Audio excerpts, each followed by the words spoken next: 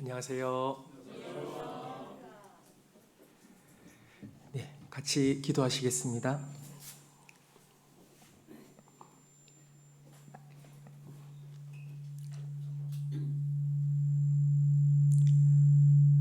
주님의 은혜 고맙고 감사합니다. 영원한 멸망 가운데 심판받아 마땅한 죄인들을 예수 그리스도의 보혈과 죽음과 부활하심으로 우리를 죄에서 영원히 해방시켜 주시고 하나님의 자녀 삼아 주신 그 놀라운 은혜 감사를 드립니다. 여호와께서 주신 이 모든 은혜를 우리가 무엇으로 보답해야 될지 항상 복음에 빚진 마음 가지고 살아가는 저희들 될 수 있도록 인도해 주시옵소서. 우리는 너무나 연약하고 부족합니다. 때때로 사탄 마귀를 쫓아가고 이 세상 정욕과 이생의 자랑을 따라갈 때가 많이 있습니다.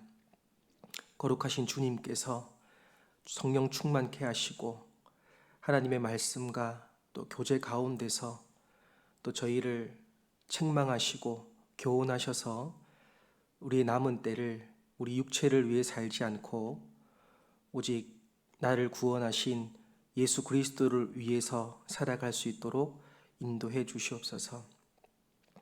오늘 말씀 앞에 나아오신 우리 귀한 형제 자매님들 빈손으로 돌아가지 않도록 하나님께서 말씀을 허락해 주시고 각자 개인에게 주시는 메시지를 또 깨달아 알 수 있도록 도와주시옵소서.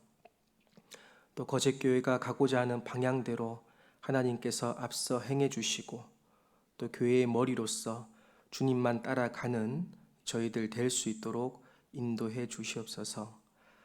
오늘 모든 시종을 주 성령께만 의지하오며 예수님 이름으로 기도드렸습니다. 아멘. 요한복음 16장 33절을 찾겠습니다.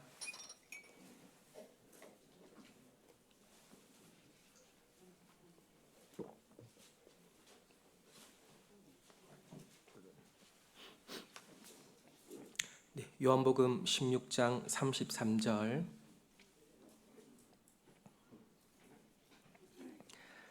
짧은 말씀입니다. 두 번 반복해서 같이 읽어 보겠습니다. 이것을 너희에게 이름은 너희로 내 안에서 평안을 누리게 하려 함이라. 세상에서는 너희가 환난을 당하나 담대하라. 내가 세상을 이기었노라 하시니라. 이것을 너희에게 이름은 너희로 내 안에서 평안을 누리게 하려 함이라. 세상에서는 너희가 환난을 당하나 담대하라. 내가 세상을 이기었노라 하시니라. 평안하셨습니까? 네. 부천교회에서 교제하고 있는 이경준 형제입니다.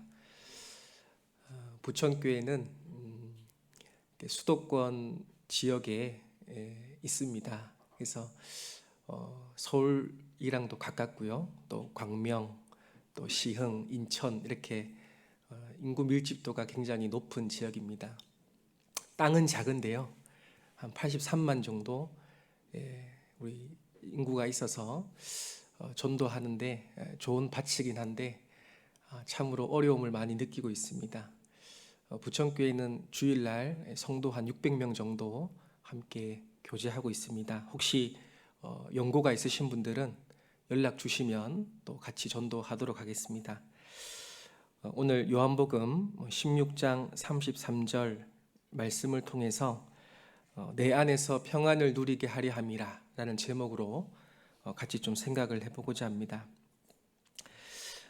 구원받은 그리스도인에게 행복하시냐라고 누가 질문을 한다면 우리 형제 자매님들은 어떻게 대답을 하실지 모르겠습니다. 제가 질문 한번 해보겠습니다. 행복하십니까? 대답해 주셔서 감사합니다. 속으로 난 행복하지 않은데 그렇게 말씀하실 수도 있고요. 또 입으로는 행복하다라고 말하지만 또 마음 한켠에는 지금 내가 불행하고 힘든데 라고 생각할 수가 있습니다. 모임 때마다 우리 형제 자매님들의 간증을 통해서 자주 듣게 되는 것이 있는데 기쁘지 않다 또는 행복하지 않다라는 간증을 우리가 간혹 듣곤 합니다. 그런데 그 기쁨과 행복이 무엇 때문에 없어졌는지 그 과정을 쭉 들어보면 첫 번째가 이제 고난을 받을 때입니다. 지금 어려운 환경, 물질적인 부분이라든지 아니면 병, 육체적인 병이라든지 또는 인간관계라든지 그러니까 외부에서 오는 그런 환경적인 요인 때문에 지금 내가 고난을 받고 있기 때문에 행복하지 않다 또는 기쁘지 않습니다라는 간증을 자주 듣습니다. 자, 그런데 구원받은 그리스도인이라 할지라도 욥기 말씀처럼 불티가 하늘 위로 올라가는 것처럼 인생의 고난이 항상 있잖아요. 고난은 너무나 항상 있는데 그 고난이 있을 때마다 저는 행복하지 않습니다 또는 기쁘지 않습니다라고 말하는 것은 신앙인다운 간증은 아닌 것 같아요. 그래서 우리가 언제 행복해야 되고 언제 기뻐해야 될까? 그리고 그 기쁨과 행복을 항상 누릴 수는 없는 걸까? 성경에 답이 있습니다. 우리는 종종 잘못된 기대를 하는데요. 첫 번째로 하나님이 나에게 고난과 역경을 허락하지 않을 거야. 잘못된 기대를 종종 하곤 합니다. 두 번째로는 고난이 없이 육체적으로 편안한 생활이 하나님께 복받는 생활이라고 또는 잘못된 생각을 할 때도 있습니다. 그런데요, 구원받은 사람도 고난과 역경이 있습니까? 없습니까?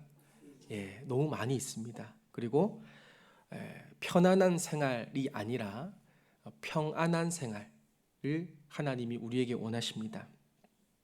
여기 16장 33절을 다시 한번 보시겠습니다. 이것을 너희에게 이름은 너희로 내 안에서 평안을 누리게 하려 함이라. 자, 이 평안이라는 단어를 행복과 기쁨이라는 단어로 바꿔서 묵상해도 되겠죠. 내 안에서, 그리스도 안에서 행복과 기쁨을 누리게 하려 함이라. 세상에서는 너희가 뭐라고 되어 있습니까? 환난을 당하나. 자, 환난을 피하나라고 기록되어 있지 않죠. 환난을 당하나라고 되어 있습니다. 여기 평안이라는 단어와 환난이라는 단어가 여러분 어울리는 단어예요? 안 어울리는 단어예요? 안 어울리죠, 그죠? 세상 사람들한테는 평안과 환난이 공존할 수 없습니다. 예, 그런데 구원받은 그리스도인에게는 항상 붙어 다닌다는 것을 우리가 이해해야 됩니다. 이걸 이해하지 못하면 환난과 고난이 올 때마다 나는 평강이 깨지고 기쁨이 사라지고 불행하다라는 잘못된 판단을 하게 된다는 거죠. 너희가 환난을 피하는 것이 아니라 환난을 반드시 당한다라고 되어 있습니다. 당하나 그러나 담대하라 내가 세상을 이기었노라 하시니라. 환난을 당하지만 담대하고 평강을 누릴 수 있는 이유는 이미 예수님께서 십자가에서 죽으시고 다 이루어 놓으셨기 때문에 그렇습니다. 세상 마귀의 권세를 다 발로 밟으셨고 그리고 우리가 싸우는 지금 전쟁은 이미 승리가 보장된 싸움이잖아요. 그래서 환난은 반드시 당하게 되지만 담대하고 주님 안에서 우리가 평안을 누릴 수가 있습니다. 제가 이제 가끔씩 설교를 이제 여러 목사님 설교를 듣는데요. 간혹 CTS 일반 교회 목사님 설교도 간혹 듣거든요. 듣는데 제가 그것을 한번 이제 가져와 봤습니다. 한번 잘 들어보세요. 자, 예수 그리스도를 따르는 사람은 모든 고난이 사라질 것입니다.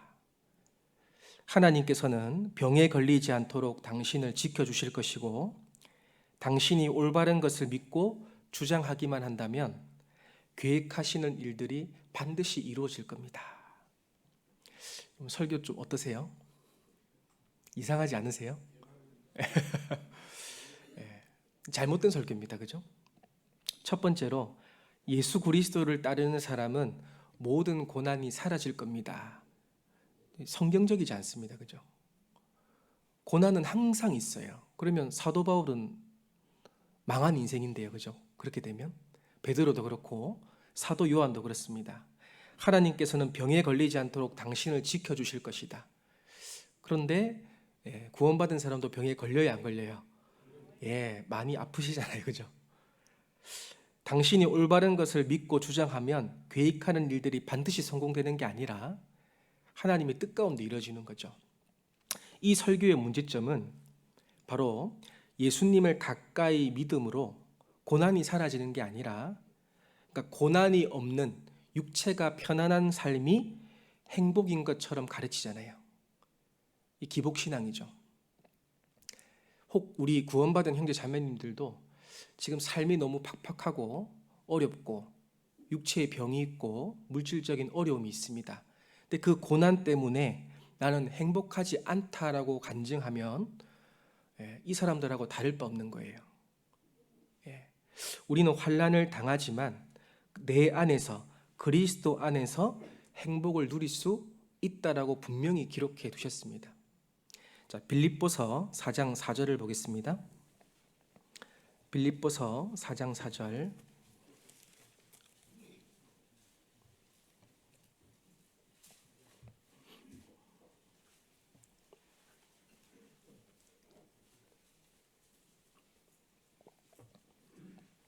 잘 아시는 말씀입니다. 빌립보서 4장 4절 같이 읽겠습니다.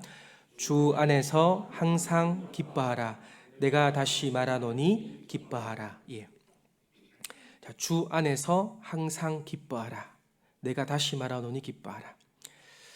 구원받고 나서 얼마 시간이 지나지 않았을 때 빌립보서 4장 4절 말씀을 배우는 가운데 제 마음에 걸림이 되었던 단어가 있었습니다. 혹시 어떤 단어일까요? 항상. 눈치가 빠르십니다. 우리가 기뻐할 수 있는 것은 알겠는데 항상이라는 단어가 붙어 있으니까 좀 이해가 안 됐어요. 어떻게 항상 기뻐할 수 있지? 우리 삶은 고난의 연속이고 많은 장애물들이 있고 어려움들이 있는데 항상 기뻐할 수 있는 비결이 뭘까? 항상 기뻐할 수 있기 때문에 기록을 해두셨겠죠. 그런데 여기 항상이라는 단어를 묵상할 것이 아니라 그 앞에 있는 단어를 묵상을 했었어야 됐습니다. 무엇입니까? 주 안에서입니다. 아까 요한복음 16장 33절에도 내 안에서 너희가 평안을 누리게 하려 함이라. 여기도 주 안에서 항상 기뻐하라. 그러니까요, 주님 밖에서는 절대 평강과 기쁨을 누릴 수가 없는 겁니다. 성도는요. 주 밖에서 주는 즐거움은 잠깐 주는 거잖아요, 행복을. 그런데 주 안에서 주는 것은 항상 기뻐할 수 있습니다. 자, 이 말씀의 의미를 우리가 더 묵상을 해보면 없는 기쁨을 네가 만들어내가 아니죠. 이미 십자가에서 다 이루셨고 많은 기쁨을 우리에게 주셨습니다. 근데 그 기쁨을 우리가 누리지 못하고 있는 거예요. 예를 들어서 제 호주머니에 5만 원짜리 지폐가 있습니다. 그런데 제가 3일을 지금 쫄쫄 굶었습니다. 어리석죠, 그죠?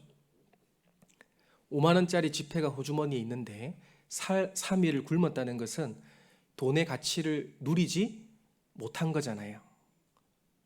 자, 마찬가지로 여러분의 호주머니에 예수님이 죽으시고 부활하심으로 기뻐할 수 있는 것들을 다 넣어주셨어요. 그런데 그것을 끄집어서 쓸 수 있는 능력이 없는 거예요. 아니, 돈이 있는데 왜 굶어요? 기쁨이 있는데 왜 그걸 누리지 못하는가? 이 말씀은 기뻐할 수 있는 충분한 것들을 주셨기 때문에 제발 그 기쁨을 누려달라는 겁니다. 주 안에서 항상 기뻐할 수 있다라고 분명히 말씀하고 있습니다. 에덴 동산에서 아담과 하와가 살았을 당시에는 오직 기쁨과 행복만 있었잖아요. 그런데 범죄함으로 인해서 그 불순종 때문에 죄가 세상에 들어왔고, 그리고 하나님 한 분으로 만족하는 그 행복과 기쁨이 깨져 버렸습니다. 그 깨어진 기쁨을 다시 회복하기 위해서 창세 전에 예수 그리스도를 이미 예정하셨죠. 그리고 역사 무대 가운데 예수님이 오셔서 다 이루셔서 그 깨어진 에덴 동산에서 깨어진 기쁨을 다시 회복했습니까? 안 했습니까? 회복했습니다. 이제 누구든지 구원받고 제사함 받으면 이 깨어진 기쁨을 다시 회복하는 거예요. 그래서 시편 35편 9절 말씀에도 내 영혼이 여호와를 즐거워하며 그 구원을 기뻐하리로다. 내 영혼이 그 구원을 기뻐하리로다. 시편 21편에도요. 주의 구원을 인하여 크게 즐거워하리이다. 우리가 기뻐할 수 있는 것들이 주 안에서 너무나 많은데요. 그거를 끄집어서 활용하셔야 됩니다. 그런데 주 밖에 있는 환난과 고난들을 자꾸 집중을 해서 이 기쁨을 상실한다면 우리는 신앙생활이 너무 재미가 없을 것 같아요. 그리고 더 힘들 수 있습니다. 가장 중요한 기쁨, 베드로전서 1장 8절 보겠습니다. 베드로전서 1장 8절.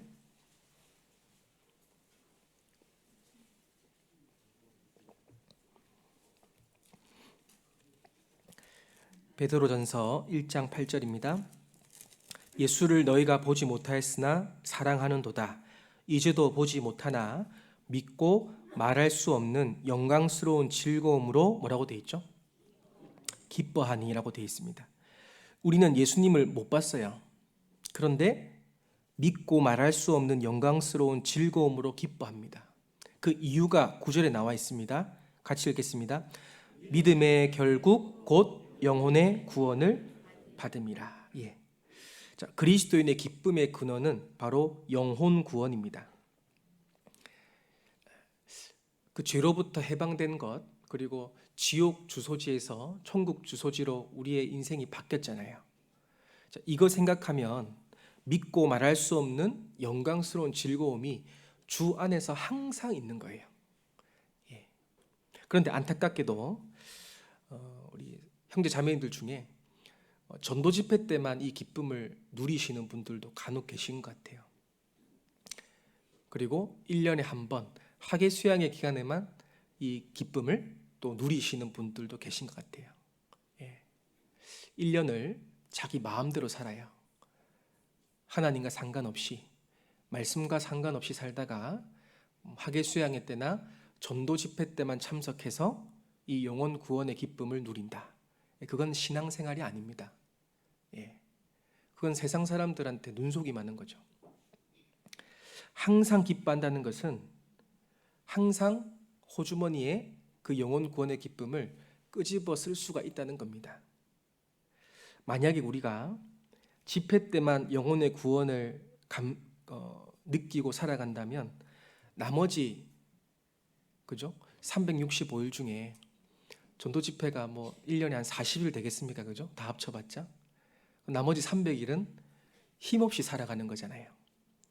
예. 그렇게 해서는 안 되는 거죠. 그래서 우리의 기쁨의 근원은 영혼 구원입니다. 그런데 한 두 가지 예시를 제가 한번 들어보겠습니다. 어떤 형제 자매님들은 인간관계를 굉장히 중요시 여기시는 분이 계셔요.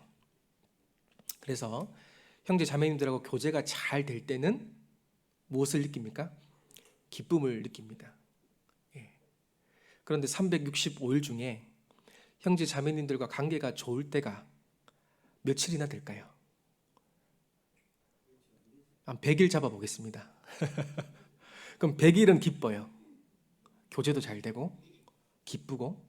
그럼 나머지 265일은요? 그 기쁨이 꺼져야 됩니까? 그 기쁨을 잃고 살아야 될까요? 아니라는 거죠. 예. 그러니까 사람에 의해서 우리의 기쁨과 평강이 좌지우지되면 안 됩니다. 예. 그 사람과의 관계를 너무나 집중하다 보면 하나님과의 관계를 잊어버리고 살 수가 있습니다. 그리고 그 사람과의 관계 때문에 넘어져서 교제를 떠나시는 분들도 많이 있잖아요. 어리석은 거죠. 우리의 기쁨의 근원은 사람이 아닙니다. 우리 기쁨의 근원은 물론 형제 자매님이 기쁨이 될 수 있지만 그건 부수적인 거예요. 첫 번째는 영혼 구원의 기쁨입니다. 그리고 어떤 형제 자매님들은 인간관계는 그렇게 중요하지 않아요. 그죠? 목표 지향적인 분들이 계십니다. 그래서 교회 안에서 목표를 세우고 일을 계획적으로 막 추진해 나가는 분들 계시잖아요. 이제 그렇게 하면서 기쁨과 만족을 느끼시는 분들이 계십니다. 그런데 1년 365일 중에 내 생각과 내 계획대로 봉사가 되는 게 며칠이나 될까요? 며칠 안 됩니다. 그죠? 그러니까 뭔가 목표대로 잘 될 때는 기뻐하다가 안 될 때는 기쁘지 않고 평강이 사라졌다가 그렇게 해서도 안 되겠죠. 자, 우리는 어떤 일로 인해서 또는 인간관계에 의해서 내 기쁨과 평강이 좌지우지되면 안 됩니다. 첫 번째, 영혼 구원. 주님께서 나에게 하신 일이 무엇인가? 주님께 집중하면 우리는 항상 기뻐할 수가 있습니다. 자, 하박국 3장을 찾아보겠습니다. 구약 성경 하박국 3장 17절, 18절.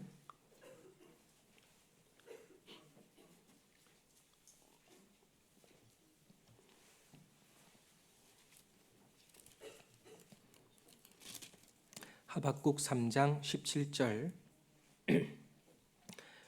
비록 무화과나무가 무성치 못하며 포도나무에 열매가 없으며 감람나무에 소출이 없으며 밭에 식물이 없으며 우리의 양이 없으며 외양간에 소가 없을지라도.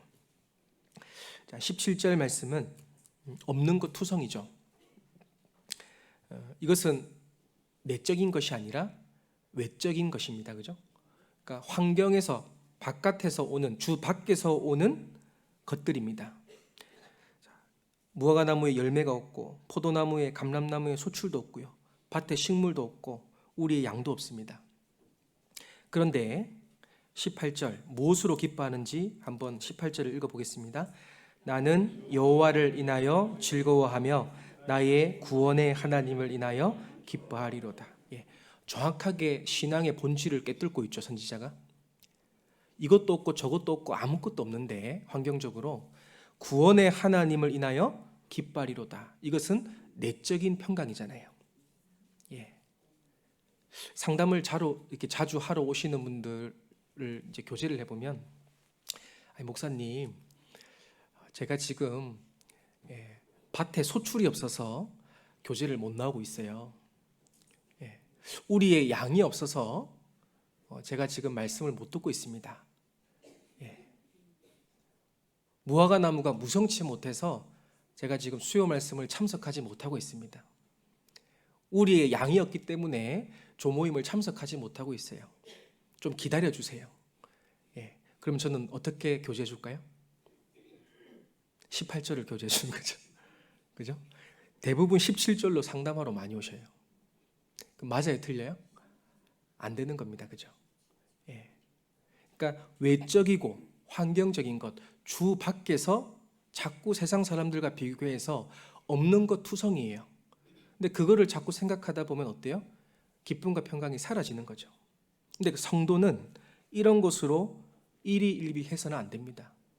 18절에 나의 구원의 하나님을 인하여 즐거워하리이다. 자, 이 하박국 선지자는 즐거움과 기쁨의 근원을 밖에서 찾았습니까? 안에서 찾았습니까? 안에서 찾으셔야 됩니다. 안에서 찾으셔야 돼요. 자, 예수님도 동일한 말씀을 하셨습니다. 누가복음 10장.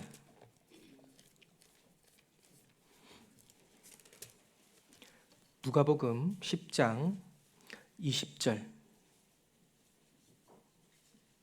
누가복음 10장 17절부터 보겠습니다. 17절 70인이 기뻐 돌아와 가로되 주여 주의 이름으로 귀신들도 우리에게 항복하더이다. 자, 70명의 제자들이 예수님의 권능을 받고 전도하러 갔는데 여기 그들이 예수님의 이름으로 귀신들을 쫓아낸 것 같아요. 그죠? 그 얼마나 이 성령 충만했겠습니까? 그죠? 이걸 직접 경험했기 때문에. 그러니까 70명이 기뻐서 돌아와서 주님한테 자랑하는 거예요. 주님, 주님의 이름으로 귀신들도 우리에게 항복했습니다. 너무 기뻐했잖아요. 근데 예수님이 뭐라고 말씀하셨냐면요. 20절 같이 읽겠습니다. 그러나 귀신들이 너희에게 항복하는 것으로 기뻐하지 말고 너희 이름이 하늘에 기록된 것으로 기뻐하라 하시니라. 자, 귀신들이 항복하는 것으로 기뻐하지 마라. 좀 의외의 대답이잖아요. 그죠? 이것은 외적인 거잖아요. 환경적인 거고 바깥에서 오는 겁니다. 너희 이름이 하늘에 기록된 것으로 어떻게 하라고요? 기뻐하라. 이건 내적인 거잖아요. 우리가 무엇인가 잘 될 때, 일이 잘 풀릴 때 기뻐하고 잘 안 될 때 슬퍼하고 이건 신앙이 아닙니다. 환경이 어떻든 간에 우리 내적으로 기쁨의 근원이 항상 넘쳐야 됩니다. 그게 안 되면 우리는 신앙생활이 너무 어려워질 수밖에 없습니다. 그래서 눈에 보이는 능력과 그런 좋은 상황, 좋은 환경보다는 눈에 보이지 않는 것들, 그죠? 하나님 말씀으로 내 속을 채우는 이것을 가장 기뻐해야 됩니다. 자, 여기 앞에 누가복음 8장도 한번 보시겠습니다. 누가복음 8장에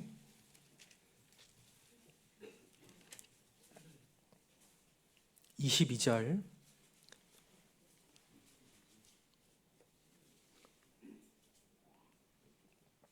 누가복음 8장 22절 보시면 하루는 제자들과 함께 배에 오르사 저희에게 이르시되 호수 저편으로 건너가자 하시매 이에 떠나 행선할 때에 예수께서 잠이 드셨더니 마침 무엇이 왔습니까? 광풍이라고 되어 있습니다. 이게 성경을 읽다가 마침이라는 단어와 우연이라는 이런 단어들이 있으면 이것은 하나님의 계획된 의도라고 생각하시면 됩니다. 하나님이 광풍을 주신 거예요. 호수로 내리침에 배에 물이 가득하게 되어 위태한지라. 제자들이 나와 깨어 가로되 주여 주여 우리가 죽겠나이다 한데 예수께서 잠을 깨사 바람과 물결을 꾸짖으시니 이에 그쳐 잔잔하여지더라. 25절 같이 읽겠습니다. 저희가 두려워하고 기이 여겨 서로 말하되 저가 니기에 바람과 물을 명함에 순종하는고 하더라. 자, 이 말씀을 읽어보면 이 제자들의 질문이 너무나 당연한 것처럼 느껴지잖아요. 왜냐하면 예수님이 배에 타셨어요. 그리고 피곤하셨는지 주무셨습니다. 마침 태풍이 왔어요. 그래서 배가 막 흔들리고 부러질 것 같아요. 물이 막 들어옵니다. 그러면 주여 주여 우리가 죽겠나이다. 예수님을 깨웠습니다. 그러니까 그 환경만 생각하면 제자들의 말이 당연한 대답처럼 들릴 수 있잖아요. 근데 예수님께서 그들을 책망하셨습니다. 너희 믿음이 어디 있느냐라고 했습니다.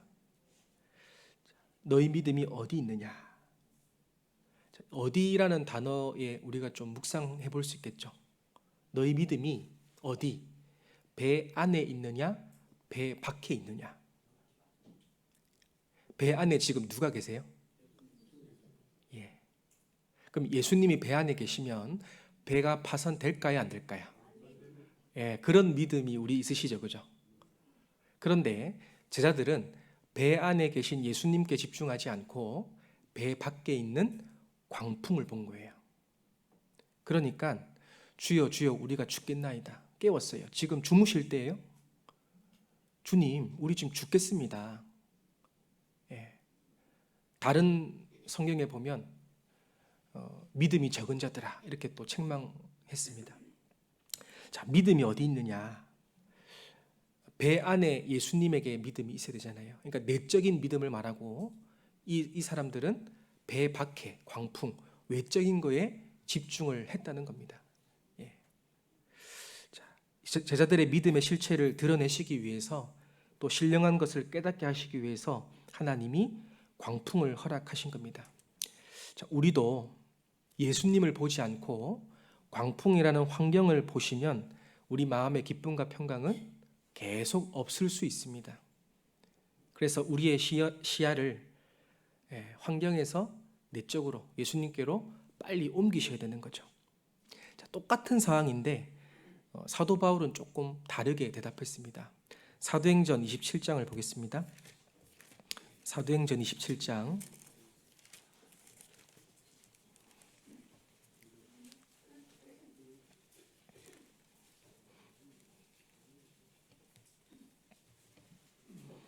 14절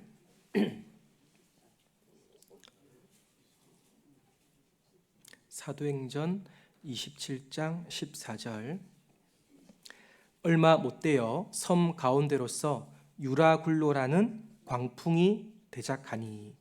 자, 여기도 로마로 가는 4차 선교 이제 배에서 유라굴로라는 무엇을 만났습니까?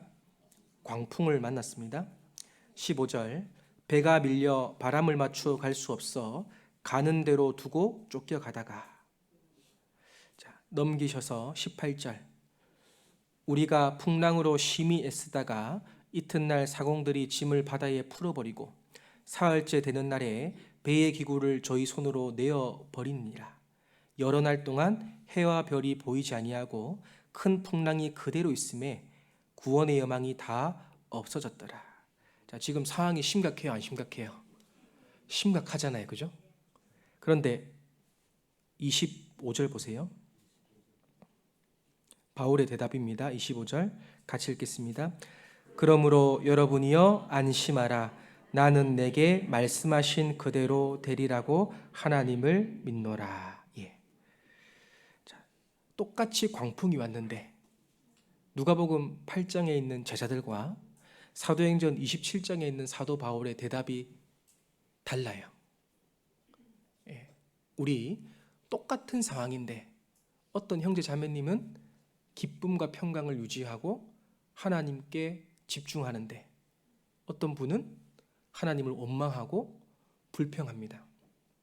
이 무슨 차이가 있을까요? 예. 환경은 변하는 게 아니에요, 그죠? 그러니까 하나님은 우리에게 환경을 변화시켜 주시기를 원하시는 게 아니라 우리의 마음을 변화시켜 주시기를 원하는 겁니다.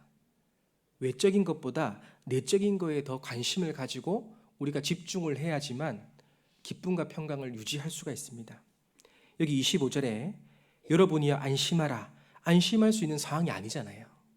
그런데 안심할 수 있는 이유는 나는 내게 말씀하신 대로 그대로 되겠다고 믿는다. 결국 말씀입니다. 이건 외적인 거예요, 내적인 거예요? 예, 내적인 거잖아요. 말씀이 우리 속에 있으면 이 환경도 이길 수 있다는 것을 분명히 보여주고 있습니다. 이미 천사가 나타나서 사도 바울에게 네가 가이사 앞에 서야 하겠다, 예, 말씀해 주셨거든요.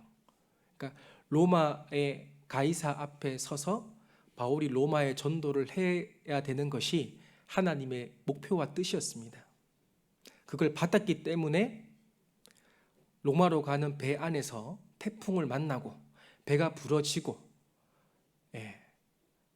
물에 빠져 죽을 것 같지만 죽어야 안 죽어요? 그 말씀을 믿고 있는 거예요. 배가 파손될지언정 나는 죽지 않고 로마로 갈 거야. 왜? 하나님 말씀해 주셨잖아요. 그러니까 그 말씀을 가지고 있으니까 안심하라라고 권면할 수가 있는 겁니다. 자, 우리도 환경을 보시면 기쁨과 평강은 없습니다. 어디에 우리가 더 집중해야 될까요? 전도서 2장 24절입니다.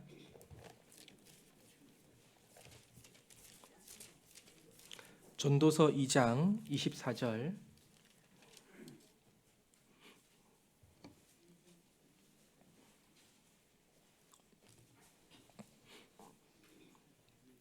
전도서 2장 24절은 전도서의 주제입니다. 같이 읽어보시겠습니다. 사람이 먹고 마시며 수고하는 가운데서 심령으로 낙을 누리게 하는 것보다 나은 것이 없나니 내가 이것도 본즉 하나님의 손에서 나는 것이로다. 전도서 1장부터 읽어보시면 모든 것이 헛되다 그랬잖아요.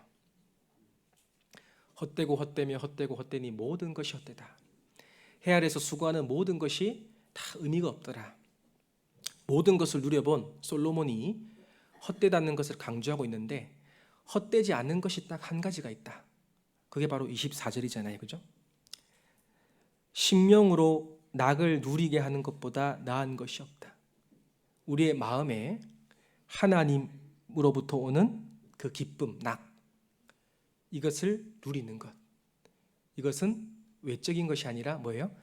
내적인 거잖아요. 예. 헛되다고 했던 모든 것들은 다 환경적인 외부에서 오는 것들이잖아요.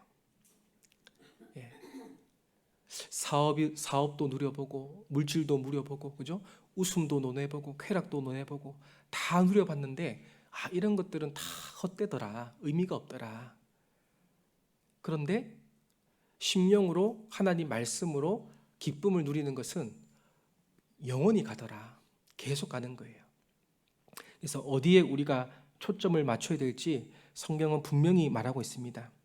고린도후서 4장 18절에도 우리의 돌아보는 것은 보이는 것이 아니요 보이지 않는 것이니 보이는 것은 잠깐이요 보이지 않는 것은 영원합니다. 여러분은 잠깐 있는 거에 신경 쓰실 거예요? 아니죠. 영원한 것에 우리가 투자하고 신경을 쓰셔야 되는 겁니다. 그 사람이 정로로 신앙생활을 할 수가 있습니다. 자, 그래서 우리의 기쁨의 근원은 영혼 구원이고 그리고 외적인 것이 아니라 내적인 것이라는 것을 첫 번째 좀 교훈받아 봤고요. 그리고 우리가 신앙생활 하면서 기쁨을 방해하는 것들이 많이 있잖아요. 예. 무엇이 기쁨을 빼앗아갈까? 세 가지를 좀 살펴보고자 합니다. 민수기 16장을 보겠습니다. 민수기 16장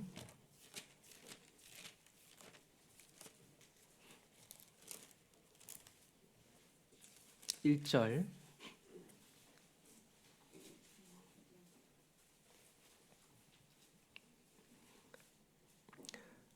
222페이지입니다. 민수기 16장 1절부터 제가 읽겠습니다.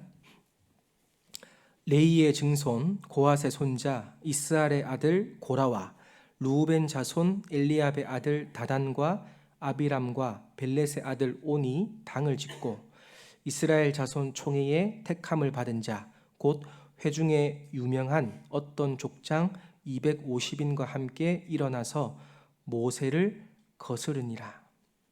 자, 여기 보시면 민수기 16장은 고라당이 모세와 아론을 반역해서 하나님의 심판을 받았다는 내용이 쭉 기록되어 있습니다. 자, 여기 레이 지파에 고라가 있고 그리고 르벤 지파에 다단, 아비람, 온 이 네 명에서 당을 지었어요. 자, 근데 네 명만 당을 짓는다고 해서 힘이 있겠습니까? 그죠? 여기 2절에 보면 몇 명과 더 함께 했어요? 예, 유명한 족장 250명 회중에서. 그러니까 꽤 이제 인원이 모였죠. 그죠? 그러니까 이 인원이 모세와 아론을 거스렸습니다. 근데 거스린 이유가 뭐냐면 그들의 불만은 제사장직에 대한 시기와 질투에서부터 시작이 된 겁니다. 아니 하나님이 모세 아론 너하고만 함께 하냐? 우리도 하나님이 함께 하신다. 왜 우리 위에서 지도자 노릇하고 리더 역할을 하느냐? 그러니까 그런 권력욕이 이 고라가 있었던 것 같아요. 그런데 고라가 잘못하고 있는 게 한 가지가 뭐냐면 모세와 아론의 직분을 사람이 세웠습니까? 하나님이 세웠습니까? 예, 이게 중요한 겁니다. 그죠? 그러니까 사람에게 집중하면, 모세와 아론에게 집중하면 부족한 게 보일 겁니다. 그죠? 좀 리더십도 없어 보이고 말도 좀 더듬거리고, 예, 사람도 잘 이렇게 못하는 것 같고, 그러니까 사람 자체만 집중하면 부족한 게 투성인 거예요. 근데 그 모세와 아론을 세우신 분이 하나님이에요. 그러니까 하나님께 집중하면 순종할 수가 있는 거죠. 그런데 이 고라당은 시기와 질투로 인해서 거스리는 거예요. 여기 3절 보시겠습니다. 3절, 그들이 모여서 모세와 아론을 거스려 그들에게 이르되 너희가 분수에 지나도다. 회중이 다 각각 거룩하고 여호와께서도 그들 중에 계시거늘 너희가 어찌하여 여호와의 총회 위에 스스로 높이느냐. 스스로 높이지 않았습니다. 그죠? 하나님이 직분을 주시고 세웠는데 이들은 권력욕이 앞서서, 시기와 질투가 앞서서 사람에게 집중을 한 겁니다.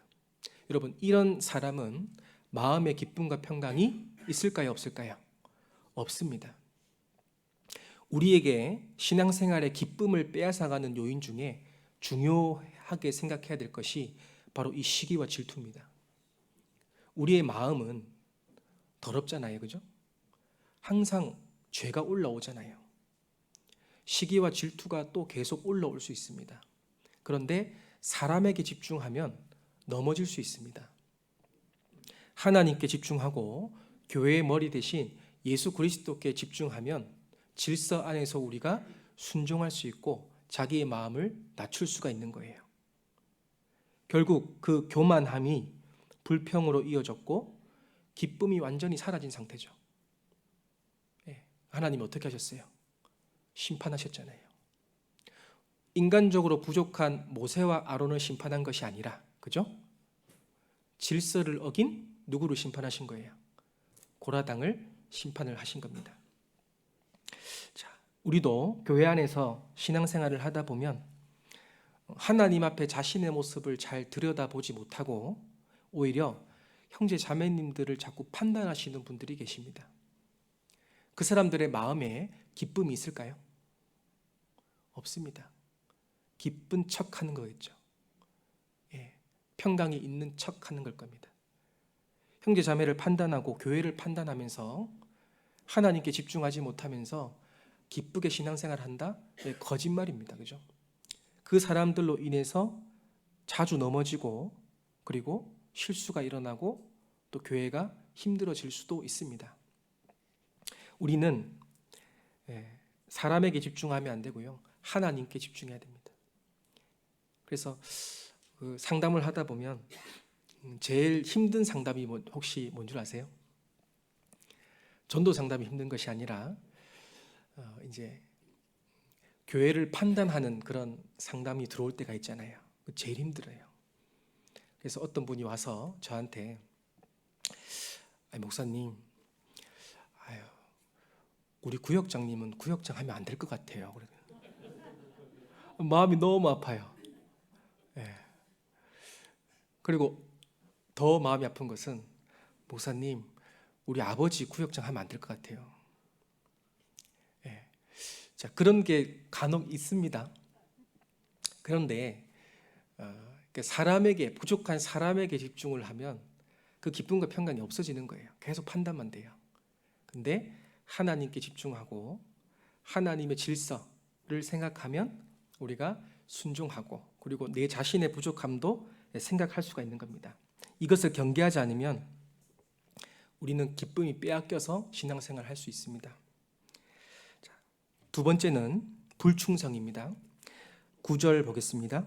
민수기 16장 9절. 이스라엘의 하나님이 이스라엘 회중에서 너희를 구별하여 자기에게 가까이 하게 하사 여호와의 성막에서 봉사하게 하시며 회중 앞에 서서 그들을 대신하여 섬기게 하심이, 같이 읽겠습니다. 너희에게 작은 일이겠느냐. 자, 레위 지파가 성막에서 봉사하고 구별돼서 일하는 것은 큰 일이에요, 작은 일이에요? 귀한 일입니다. 그죠? 그런데 이 고라는 그것을 하찮게 여긴 거예요. 뭐가 더 커 보였냐면 리더였던 제사장 직분을 가졌던, 그죠? 모세와 아론을, 이게 더 커 보였던 거예요. 그러니까 자신에게 맡겨진 일에 불충성하는 사람은 그 마음에 기쁨이 없습니다. 예. 자꾸 다른 사람 하는 거를 보거든요. 예. 교회 안에서 하나님이 나에게 맡긴 직분이 있을 거 아니에요, 그죠? 거기에 집중하고 거기에 충성하려고 해야 되는데 자꾸 다른 사람이 봉사하는 걸 자꾸 트집을 잡아요. 그건 안 되는 거죠. 그 사람의 마음에 기쁨은 없습니다. 10절에 보시면 하나님이 너와 내 모든 형제 레위 자손으로 너와 함께 가까이 오게 하신 것이 작은 일이 아니언을 너희가 오히려 제사장의 직분을 구하느냐. 예. 자, 왜 자기가 하는 일을 작은 일이라고 생각했을까요? 예. 불충성하기 때문에 그렇습니다. 다른 사람의 일을 판단하고 자신의 일을 불만족스럽게 여기기 때문입니다. 하나님 일에 충성된 사람은 마음에 기쁨이 있거든요.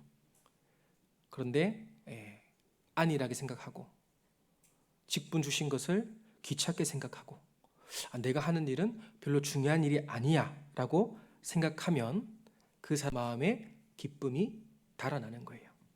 그건 마귀한테 속는 겁니다. 그래서 자기 자신에게 집중하시면 돼요. 다른 거 보지 마시고요. 내가 하나님 앞에 집중하고 하나님이 나에게 맡겨주신 일을만 충성되게 행하시면 됩니다. 그러면 하나님이 쓰시는 거예요. 자, 그리고 세 번째 기쁨을 빼앗아가는 요인이 세상적 가치관입니다. 12절 보시겠습니다. 12절. 자, 모세가 엘리압의 아들 다단과 아비람을 부르러 보내었더니 그들이 가로되 우리는 올라가지 않겠노라. 자, 12절에 보면 모세가 여기 다단과 아비람을 따로 불러서 좀 교제를 요청하는 것처럼 보이죠.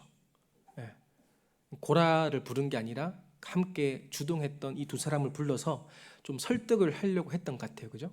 그런데 부르러 보냈는데 아비람과 다단이 뭐라고 말했습니까? 우리는 올라가지 않겠노라. 이제 교제를 거절했습니다. 그러면서 13절에 보면 네가 우리를 적과 꿀이 흐르는 땅에서 이끌어내어 광야에서 죽이려 함이 어찌 작은 일이기에 오히려 스스로 우리 위에 왕이 되려 하느냐. 13절 읽어보면 조금 이상하죠. 이들이 말하는 적과 꿀이 흐르는 땅은 어디일까요? 애굽을 말하는 겁니다. 지금 하나님이 허락하신 가나안 땅이 적과 꿀이 흐르는 땅이잖아요. 그런데 이 다단과 아비람의 마음속에는 애굽이 적과 꿀이 흐르는 땅인 거예요. 여기서 우리를 끄집어내어서 광야에서 왜 죽게 하냐, 그냥 애굽에서 잘 먹고 잘 살게 놔두지. 그러니까 세상적 가치관이 있는 사람은 기쁨이 있을까요, 없을까요? 없습니다, 여러분. 왜 그들이 교만했고 고라의 반역에 탑승했는지를 우리가 알 수 있겠죠. 14절에도 이뿐 아니라 네가 우리를 적과 꿀이 흐르는 땅으로 인도하여 들이지도 아니하고 밭도 포도원도 우리에게 기업으로 주지 아니하니 네가 이 사람들의 눈을 빼려느냐. 우리는 올라가지 아니하겠노라. 그러면서 모세가 노해서 하나님께 기도하는 내용이 쭉 설명되어 있습니다. 자, 우리는 세상적 가치관을 가지고는 절대 기쁜 신앙생활을 할 수가 없습니다. 그래서 지금 우리가 거듭난 이후에 그 적과 꿀이 흐르는 땅은 바로 교회잖아요, 그죠? 주님이 함께 하시는 교회. 우리에게 적과 꿀이 흐르는 땅은 세상이 아닙니다. 거기서 기쁨과 만족을 찾으려 하면 신앙생활이 더 힘든 거죠. 시편 12편 8절 보면 비루함이 인생 중에 높아질 때에 악인이 처처에 횡행하는 도다라는 말씀이 있습니다. 비루한 것이 뭐냐면 가치 없는 것. 히브리 원어에 보면 가치 없는 것들이 인생 중에 높아질 때라고 되어 있습니다. 우리가 가치 없는 세상 것들에게 집중하고 거기에서 기쁨과 만족을 찾으려고 하면 어떻게 되겠습니까? 너무 힘든 거예요. 우리의 기쁨은 하나님으로부터 와야 됩니다. 자, 요한 1서 2장을 보겠습니다. 요한 1서 2장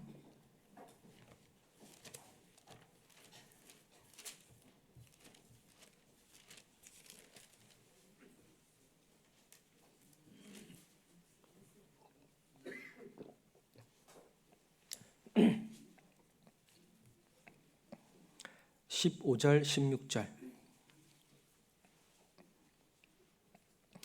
요한 1서 2장 15절 16절. 이 세상이나 세상에 있는 것들을 사랑치 말라. 누구든지 세상을 사랑하면 아버지의 사랑이 그 속에 있지 아니하니. 자, 세상을 사랑하면, 세상적 가치관을 사랑하면 아버지의 사랑이 그 속에 없다. 기쁨이 있을 수가 없겠죠. 자, 그들이 원하는 것은 16절에 이는 세상에 있는 모든 것이 육신의 정욕, 안목의 정욕, 이생의 자랑. 이것은 아버지께로 쫓아온 것이 아니요 세상으로 쫓아왔다. 자, 우리가 육신의 정욕, 안목의 정욕, 이생의 자랑, 본능적으로 이걸 추구하잖아요. 그리고 여기서 기쁨과 만족을 누리려고 하시잖아요. 그죠? 그럴 때마다 말씀으로 탁 이렇게 거절하셔야 되는 겁니다. 자, 그래서 오늘날 물질적이고 순간적인 것, 없어질 것들 때문에 사탄 마귀가 우리 성도들을 자꾸 넘어뜨리죠. 기쁨을 없애버립니다. 이제 지하철을 타고 가면 요즘에는 다 이제 유튜브를 보고 계셔요. 책 보는 사람은 거의 없고요.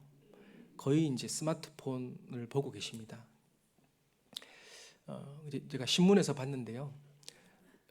인구 대비 유튜브 시청 연령 50대, 60대 그 유튜브 시청률이 대한민국이 1등입니다. 인구 대비해서 젊은 사람들만 그렇게 보는 것이 아니라 오히려 이제 50대, 60대도 많이 보시는 거죠. 그러니까 유튜브가 순기능이 참 많죠.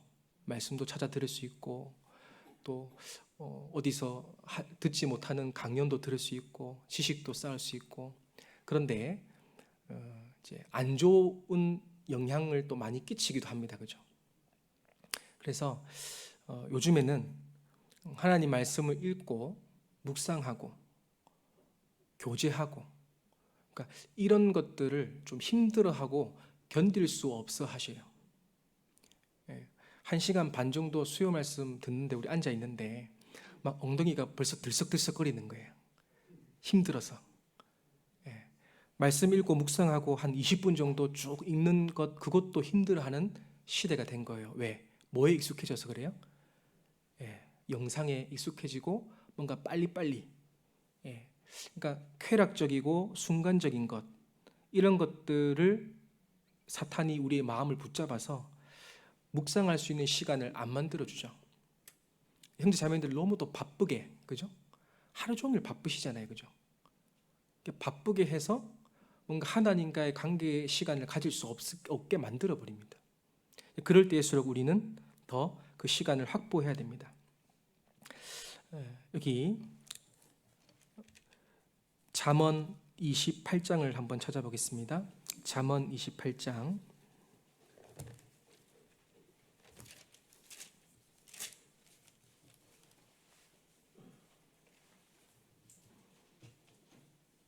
8절.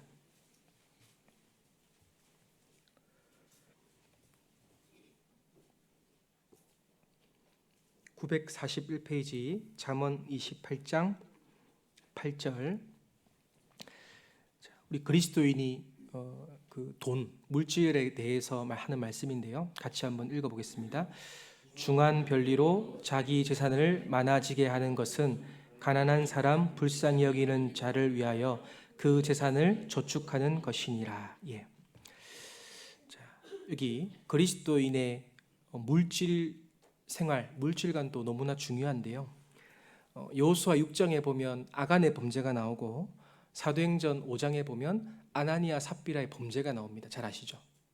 그런데 아간의 범죄와 아나니아 삽비라의 범죄에 공통된 단어가 있거든요. 읽어보시면 감추다라는 단어입니다. 예. 아간은 그 기쁨을 빼앗아가는 것이 물질이었죠. 육신의 정욕 중에. 그래서 이런 외투 한 벌, 금과 은 이런 걸 감추었잖아요. 거기에 욕심을 낸 겁니다. 아나니아 삽비라도 소유를 팔아 그 값에서 얼마를 감춤해 동일하게 감추었다. 그러니까 돈이 하나님보다 더 우선시된 겁니다. 자, 우리 자본주의 시대에 물질을 가까이 할 수밖에 없지만 하나님보다 더 가까이 해서는 안 되죠. 만약에 그렇게 되면 우리의 기쁨이 사라져 버립니다. 여기 왜 그리스도인이 저축을 하고 재산을 불리는지 이유가 나와 있는데, 다시 잠언 28장 8절에 중한 변리로 자기 재산을 많아지게 하는 것은, 자, 변리는 이자잖아요. 우리가 은행에 돈을 맡겨도 변리를 주잖아요. 재산을 많아지게 하는 것은 가난한 사람 불쌍히 여기는 자를 위하여 그 재산을 어떻게 한다고요? 저축하는 겁니다.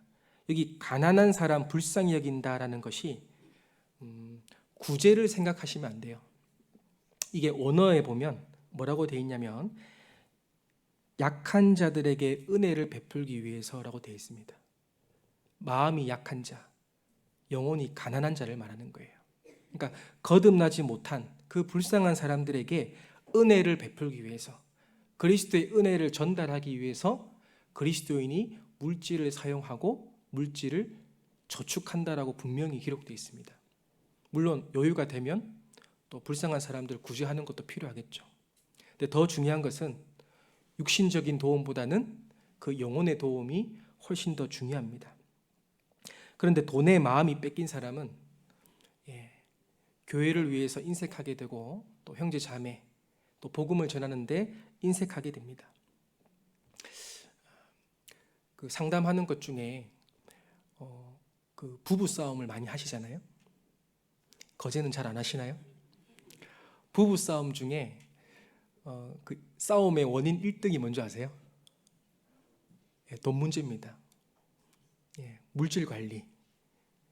그래서 우리가 물질 관리에 대해서 말씀도 많이 듣고 배우는데 의외로 형제 자매님들께서 잘 몰라요.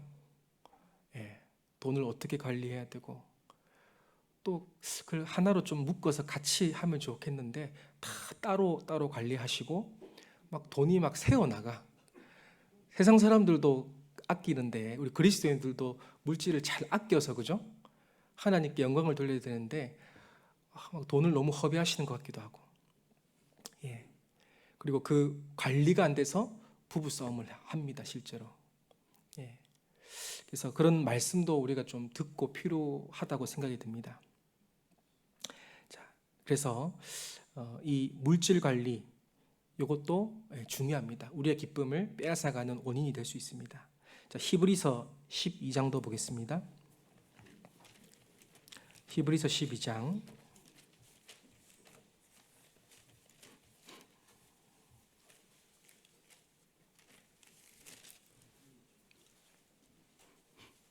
2절, 히브리서 12장 2절. 믿음의 주요 또 온전케 하시는 이인 예수를 바라보자. 저는 그 앞에 있는 즐거움을 위하여 십자가를 참으사 부끄러움을 개의치 아니하시더니 하나님 보좌 우편에 앉으셨느니라. 자, 여기 믿음의 주요라는 것은 믿음의 시작이라는 뜻이고요. 뒤에 온전케 하시는 이인이라는 것은 믿음의 끝을 말합니다. 그러니까 믿음의 시작과 끝이 되시는 누구예요? 예수를 어떻게 하자 그랬습니까? 바라보자. NIV 영어 성경에 보면 눈을 고정하자 이렇게 기록되어 있습니다. 자, 우리가 어디에 집중을 하고 어디에 눈을 고정시켜야 될지 신앙생활의 핵심을 설명하고 있습니다. 주위 환경에서부터 멀어져서 예수를 바라보고 눈을 딱 고정시키는 겁니다. 자, 이렇게 할 수 있는 근본적인 원인이 뒤에 보면 예수님은 그 앞에 있는 즐거움을 위하여 무엇을 참았습니까? 십자가를 참았습니다. 자, 예수님은 육신이잖아요. 완전한 사람이십니다. 그 십자가를 지고 죽으시는 게 보통 힘든 게 아니잖아요. 얼마나 힘드셨겠어요. 그런데 그 십자가를 참았대요.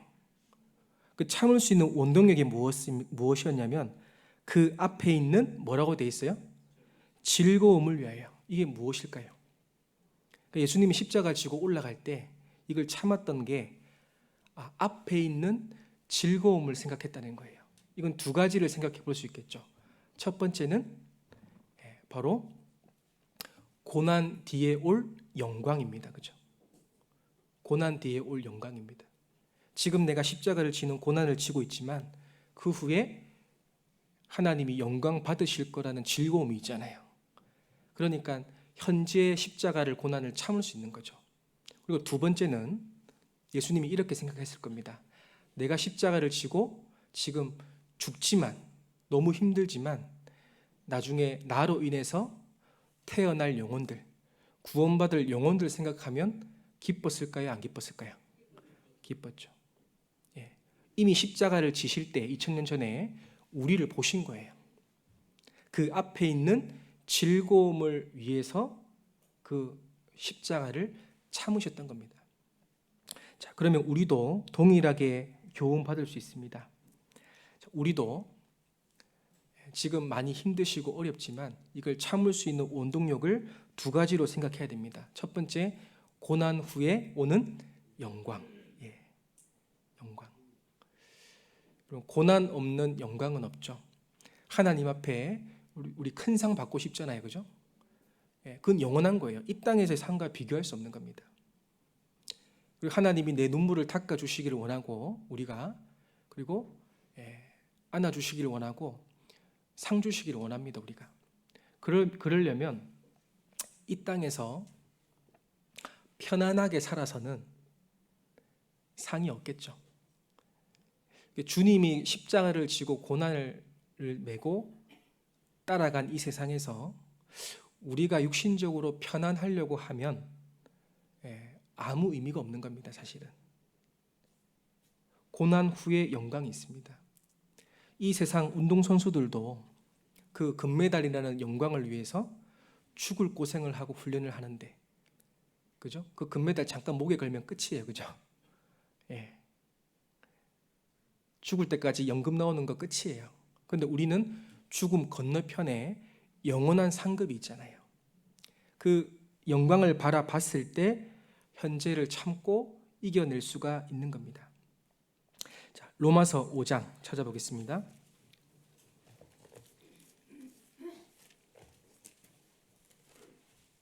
로마서 5장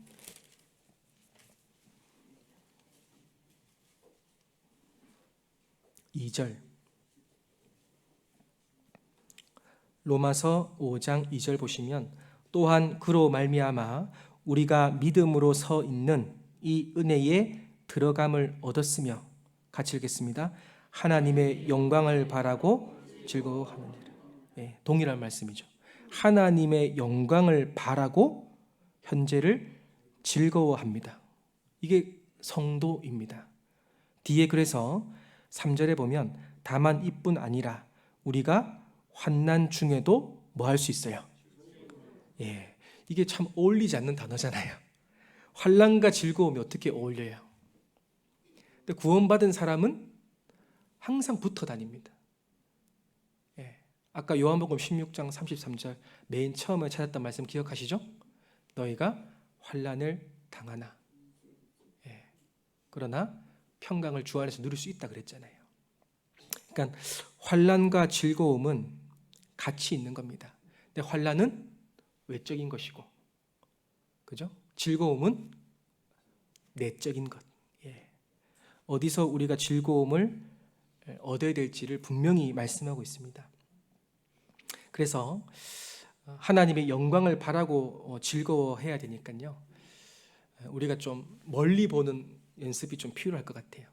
지금 당장의 그런 것 고민보다는 멀리 보고 기뻐하는 게 필요하겠구나 생각이 들었습니다.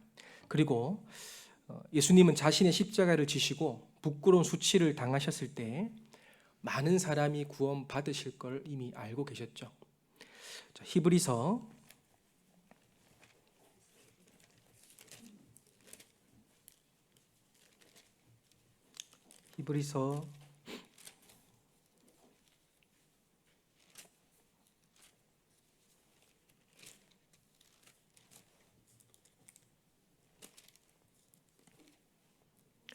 2장입니다. 히브리서 2장 9절 10절 보시겠습니다.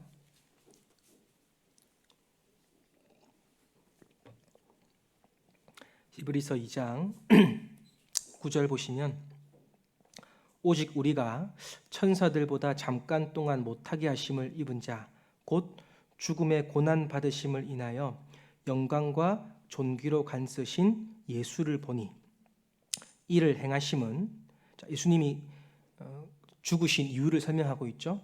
하나님의 은혜로 말미암아 모든 사람을 위하여 죽음을 맛보려 하심이라. 자, 예수님은 모든 사람을 위해서 십자가를 지셨습니다. 맞습니까? 그런데 모든 사람이 천국 가는 건 아니에요. 모든 사람을 위해 죽었는데 모든 사람이 천국을 못 갑니다. 그럼 누가 가냐? 10절 만물이 인하고 만물이 말미암은 자에게는 누가 갑니까? 많은 아들이 갑니다. 아들이. 그죠? 거듭난 아들이 가는 거예요. 많은 아들을 이끌어 영광에 들어가게 하시는 이래 라고 되어 있습니다. 모든 사람을 위해서 예수님 십자가에 고난 받으셨지만 그것을 믿고 받아들이는, 그죠? 아들. 예. 역사 가운데 많은 아들들, 우리도 많은 아들들 중에 하나잖아요. 그 아들들을 이끌어 영광에 들어가시는 일을 예수님은 아셨던 거예요. 그러니까 기뻐했고 그것을 생각하고 십자가를 참고 이겨낼 수가 있었던 겁니다. 예. 자, 우리도 어디에서 기뻐해야 될까면 누가복음 15장에 나오는 말씀처럼 영혼, 잃어버린 양 한 마리 비유, 또 잃어버린 한 드라크마의 비유, 또 탕자의 비유, 이 전부 다 주제가 영혼의 간절함입니다. 예. 우리가 어디에 기뻐해야 되고 우리가 어디에 집중을 해야 되냐면 한 영혼입니다. 그죠? 예. 나 같은 사람도 구원을 받아서 하나님이 귀하게 써주시는데 지금도 이 복음을 모르는 많은 사람들이 정말 지옥으로 끌려가고 있잖아요. 예. 그거 생각하면 예수님은 십자가를 질 수밖에 없었던 거예요. 그 사람들이 구원받고 신앙생활 할 걸 생각하니까 즐거움 때문에 십자가를 참으신 겁니다. 그럼 우리도 마찬가지죠. 우리도 신앙생활 하는데 자기 십자가를 지고 주님을 따라가야 됩니다. 근데 힘들다고 십자가 내려놓으시면 돼요, 안 돼요? 그건 예수님 따라가는 게 아닙니다. 그죠? 예. 자기 십자가를 지고 날마다라고 돼 있어요. 예. 이 날마다도 참 마음에 문제가 됐던, 그죠? 자기 십자가를 지고 날마다 주를 쫓아가야 된다. 예수님이 고난을 받으신 것처럼요. 자, 그래서 우리도 그 즐거움을 내다보고 그 영혼들을 건지는 그 일에 우리가 집중할 때 또 우리의 기쁨을 누릴 수 있다라고 생각이 듭니다. 자, 다시 요한복음 16장 33절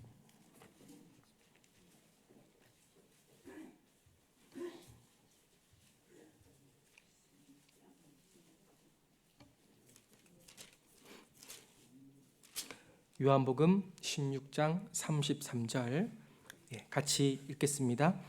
이것을 너희에게 이름은 너희로 내 안에서 평안을 누리게 하려 함이라. 세상에서는 너희가 환난을 당하나 담대하라, 내가 세상을 이기었노라 하시니라. 예. 자, 이 말씀으로 정리하겠습니다. 자, 너희로 내 안에서 평안을 누리게 하려 함이라. 어디서 평안과 행복을 누린다고요? 주님 안에서. 예. 주님 밖에서 일어나는 일들은 우리 소관이 아닙니다. 그죠? 예. 주님 밖에서 일어나는 일들에 일희일비하지 마십시오. 힘들 때도 있고 기쁠 때도 있고 좋을 때도 있습니다.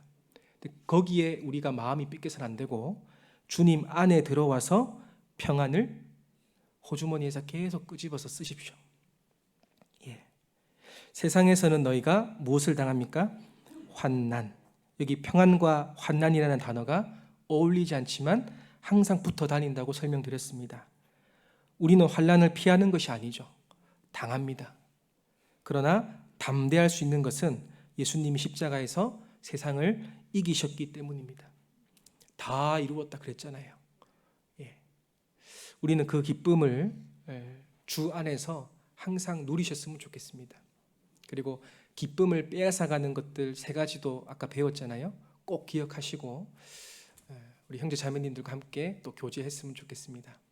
예, 여기까지 말씀드리겠습니다. 기도하겠습니다.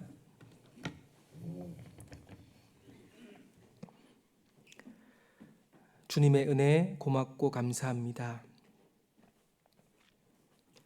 십자가에서 피 흘려 주시고 죽으시고 부활하심으로 우리를 자녀 삼아 주시고 천국 소망 가지고 이 땅을 살게 하심에 감사합니다. 세상 사람들이 알지 못하는 그 기쁨과 평안을 주셔서 감사합니다. 주님께서 주신 사랑을 또 다른 영혼들에게 증거할 수 있도록 우리 사랑하는 가족들, 친척들, 이웃들에게 담대하게 입술을 열 수 있게 주님 도와주시옵소서.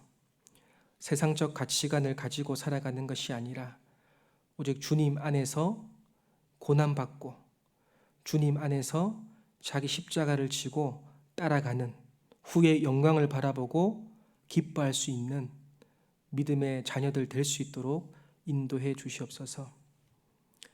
또 거제교회 머리로 계시는 주님께서 함께 하여 주시고 우리 형제 자매님들 하시는 일마다 앞서 행하게 하셔서 또 주님 말씀에 순종하며 또 성장할 수 있도록 도와주시옵소서. 모든 것 감사드리며 예수님 이름으로 기도드렸습니다. 아멘.